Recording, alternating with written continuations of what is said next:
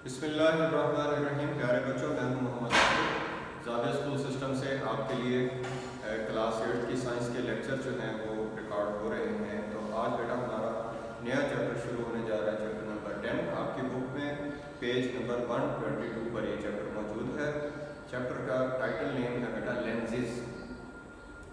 Lenses पर बेटा आएंगे हम, लेंसेज को पढ़ेंगे, इससे रेलिवेंट टर्म्स उनको एक्सप्लेन किया जाएगा, फिनोमेनन पढ़े जाएंगे। लेकिन उससे पहले हम रिफ्लेक्शन ऑफ लाइट और रिफ्रैक्शन ऑफ लाइट, ये दो बड़े फिनोमेनन जो है बेटा, इसको पहले रिवाइज करेंगे। इसलिए मैं रिवाइज करने को कह रहा हूँ कि ये दोनों फिनोमेनन पिछली क्लासों में 6 या 7 में आप पढ़ चुके होंगे। थोड़ा सा उसको बेटा हम उसकी जो इन्फॉर्मेशन है, उसका जो नॉलेज है, उसको रिवाइज करेंगे। फिर हम अपने अगले लेसन नंबर 2 पर आ गए, जहाँ पर हम लेंसेज को और उससे रेलिवेंट टर्म्स को पढ़ेंगे। तो बेटा ये आपका लेसन नंबर 1 है साइंस चैप्टर 10 का। इसमें टॉपिक है reflection of light. Very simple बेटा, reflection is bouncing back of light from a smooth surface like mirror. Mirror भी हो सकता है बेटा, वाटर भी हो सकता है, या कोई और शाइनी और स्मूथ सरफेस हो। तो लाइट बेटा जब उसके ऊपर एक एंगल से पड़ेगी, तो एंगल से पड़ने के बाद रिफ्लेक्ट हो जाएगी, बाउंस बैक हो जाएगी इन द सेम मीडियम। ये मैं आपको यहाँ दिखाना चाहता हूँ। ये जो स्ट्रेट लाइन है, हॉरिजॉन्टल लाइन, ये एक सरफेस को जो है वो शो कर रही है। और ये एक रे आ रही है, ये एक लाइट रे को शो कर रही है। और ये लाइट रे इस सरफेस पे आके जब हिट हुई, तो फिर एक एंगल से हिट हुई, बिल्कुल वर्टिकल हिट नहीं हुई, एक एंगल बनाकर हिट हुई। उस एंगल को मैंने शो किया है आई से। उसको हम पढ़ते हैं बेटा angle of incidence. Angle of incidence normal, ये जो डॉटेड लाइन है बेटा, आप इसको जानते होंगे, ये नॉर्मल लाइन कहलाती है। नॉर्मल लाइन में फिर रिपीट कर देता हूँ, ऐसी लाइन को कहते हैं जो हॉरिजॉन्टल के साथ 90 का एंगल बना रही होती है। तो ये डॉटेड लाइन इस हॉरिजॉन्टल सरफेस के साथ 90 का एंगल बना रही है, इसलिए बेटा ये क्या है, नॉर्मल लाइन। इस नॉर्मल लाइन के साथ ये वाली लाइन जो आ रही है वो एक एंगल बना रही है, उसे मैंने आई से शो किया है, क्योंकि इसको पढ़ते हैं हम एंगल ऑफ इंसिडेंस। जब ये रे यहाँ हिट करती है, तो एक एंगल से दोबारा जो है वो बाउंस बैक हो जाती है इसी मीडियम में, सेम मीडियम के अंदर। वो जिस नॉर्मल के साथ जो एंगल बना के ये रे जा रही है, उस एंगल को हम कहते हैं एंगल ऑफ रिफ्लेक्शन, इसलिए उसको स्मॉल आर से शो किया है। और ये देखिए बेटा, angle of incidence is equal to angle of reflection. आप विजन भी ले सकते हैं बेटा कि ये दोनों एंगल आई और आर का जो एंगल है नॉर्मल के साथ तकरीबन सेम वैल्यू बना सकते हैं। क्योंकि मैंने हाथ से इसको ड्रॉ किया है, तो अगर आपको इसमें थोड़ा सा डिफरेंस फील हो तो वो पॉसिबल है, ह्यूमन एरर, उसको कंसिडर करेंगे। अदरवाइज बेटा ये एंगल ऑफ इंसिडेंस आई और एंगल ऑफ रिफ्लेक्शन आर हमेशा जो है वो इक्वल होते हैं। तो जिस एंगल से लाइट हिट करती है सरफेस को, उतने ही एंगल से वहाँ से रिफ्लेक्ट करती है, इसको हम कहते हैं रिफ्लेक्शन ऑफ लाइट।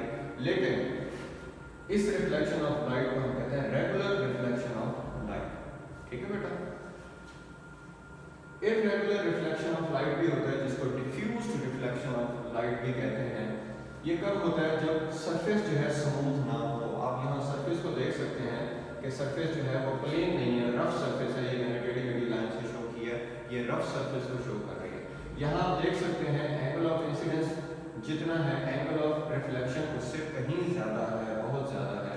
मैंने सिर्फ यहाँ ये लिख दिया कि angle of incidence is not equal to angle of reflection. ये इस वजह से है कि स्मूथ सरफेस नहीं थी, लाइट जो है वो पड़ी तो सी, लेकिन फिर ज़्यादा एंगल से कम एंगल से भी जा सकती थी, आई से कम एंगल भी बना सकती थी, आई से ज़्यादा एंगल भी बना सकती थी। तो मतलब कि बराबर नहीं होगा। इस किस्म का जो रिफ्लेक्शन है, इसको हम डिफ्यूज्ड रिफ्लेक्शन ऑफ लाइट कहते हैं। आमतौर पर बेटा आप जब एक कमरे में बैठे हैं, तो रात की बनिस्बत आप उस कमरे में दिन में बेशक लाइट ना भी जलाएं तो गुजारा हो सकता है। वो रोशनी कौन सी होती है, वो रोशनी सूरज ही की होती है। लेकिन एक सूरज की रोशनी वो है जो बाहर शहर में पड़ रही है, जिसको हम धूप कहते हैं। और उसी धूप की वजह से हमारे कमरे में थोड़ा सा उजाला है, बिल्कुल धूप नहीं है, बिल्कुल अंधेरा भी नहीं है, एक उजाला सा है, बगैर बल्ब के हम अपने कमरों में बैठे होते हैं। वो जो हल्की हल्की लाइट है ना, वो इररेगुलर रिफ्लेक्शन से हमारे कमरे में आ रही होती है, उसको हम डिफ्यूज्ड रिफ्लेक्शन कहते हैं। जिससे या किसी दरख्त के नीचे खड़े हों जो खूब घनी छाँव हो तो उस छाँव के नीचे बिल्कुल तो अंधेरा नहीं होता कि आपको अपना हाथ भी ना करना है, लेकिन बिल्कुल धूप भी नहीं होती बेटा।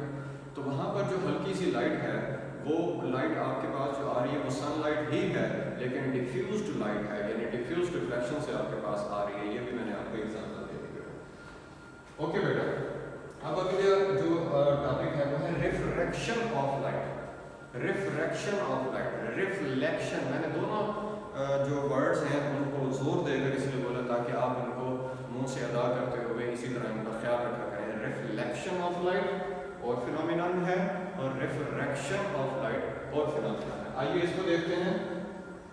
Bending of light when it enters from rare, यानी कि मैं समझाता हूँ, rare medium to the denser medium. Medium को भी बेटा यहाँ थोड़ा सा हम डिस्कस कर लेते हैं। मीडियम एक कॉमन बोला जाने वाला लफ्ज़ तो है, लेकिन साइंस में थोड़ा सा इसको स्पेसिफिक मीनिंग में लिया जाता है बेटा। मीडियम जो है बेटा वो मटेरियल है, वो जरिया है, वो वास्ता है जहाँ से लाइट ने पास होना है। मिसाल के तौर पर अगर सन की लाइट की बात करें तो वो हम तक जब पहुँचती है तो रास्ते में उसको जो मीडियम मिलता है वो है एयर, यानी एटमॉस्फेयर। उससे पहले बिल्कुल स्पेस है जहाँ पर एक मॉलिक्यूल भी किसी गैस का नहीं है, वहाँ उसे वैक्यूम कहते हैं, वहाँ पर कोई मीडियम नहीं है।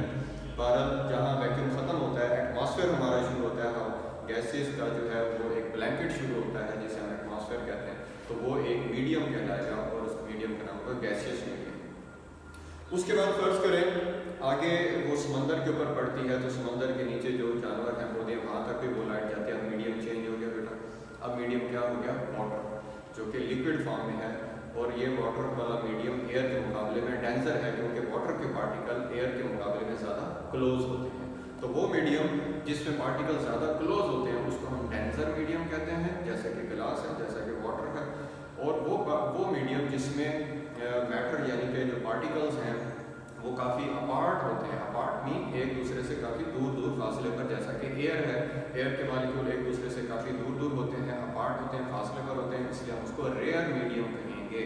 और एयर के मुकाबले में अगर आप ग्लास और वाटर को देख लेंगे तो वाटर और ग्लास जो है वो डेंसर मीडियम कहलाएंगे। लेकिन अगर हम ग्लास और वाटर को देखेंगे तो वाटर जो है वो क्या कहलाएगा? वो रेयर मीडियम कहलाएगा एज रिस्पेक्ट टू ग्लास, क्योंकि ग्लास में पार्टिकल वेरी वेरी क्लोज हैं और एयर में जो है, ग्लास में जो है, वाटर में जो है वो अपार्ट है, दूर दूर है। एनीहो, तो इसमें रेयर का मतलब एयर का वाला मीडियम जिसमें पार्टिकल अपार्ट है, और डेंसर का मतलब ग्लास, शीशा, जिसमें पार्टिकल काफी क्लोज है।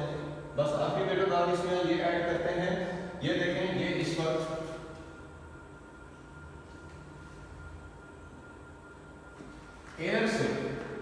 एयर से एक लाइट की रे एंटर हुई है, किसमें? ग्लास में, यानी कि वो रेयर मीडियम से डेंसर मीडियम में एंटर हुई है। तो आप देखें कि असल तो ट्रैक उसका था यूं ऐसे सीधा जाना, लेकिन वो अपने असल ट्रैक से इस तरफ हुई है या उस तरफ हुई है। हम देखते हैं कि वो उस तरफ बेंड हुई है। उस तरफ का मतलब क्या है कि नॉर्मल की तरफ बेंड हुई है, टुवर्ड्स द नॉर्मल। तो ये मैंने लिखा है light bends towards the normal in denser medium. Air से आती आती आती आती जैसे वो ग्लास में एंटर होगी उसकी डायरेक्शन नॉर्मल की तरफ बेंड हो जाएगी, नॉर्मल की तरफ हो जाएगी। इसलिए अब यहाँ पर एंगल ऑफ रिफ्लेक्शन और angle of I incidence angle को मैच करें तो इंसिडेंस एंगल ग्रेटर है और एंगल ऑफ रिफ्लेक्शन जो है वो छोटा हो गया। तो देखें ये मैंने लिखा है angle of incidence is greater than angle of reflection in case of when light enters from air to glass, यानी रेयर टू डेंसर मीडियम। इधर आ जाए, यहाँ पर ये केस है कि ये ग्लास है और ये एयर है, यानी ये डेंसर मीडियम है और ये रेयर मीडियम है। अब लाइट को देखें, लाइट डेंसर मीडियम से आते आते एकदम से एयर यानी रेयर मीडियम में एंटर हुई है तो अपने रास्ते से बेंड हो गई। अब हमने देखना ये कि बेंड किस तरफ हुई है। दो पॉसिबिलिटीज थी, नॉर्मल की तरफ बेंड हो जाती, नॉर्मल से अवे बेंड हो जाती।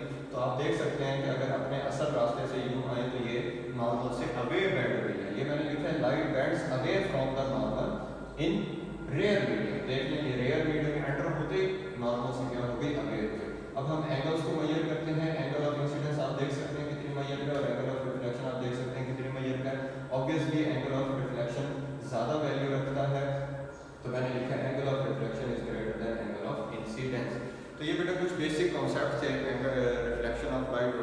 Of right. इसको इंशाल्लाह डिटेल में आप मैट्रिक क्लासेस में पढ़ेंगे। उम्मीद है अब आपको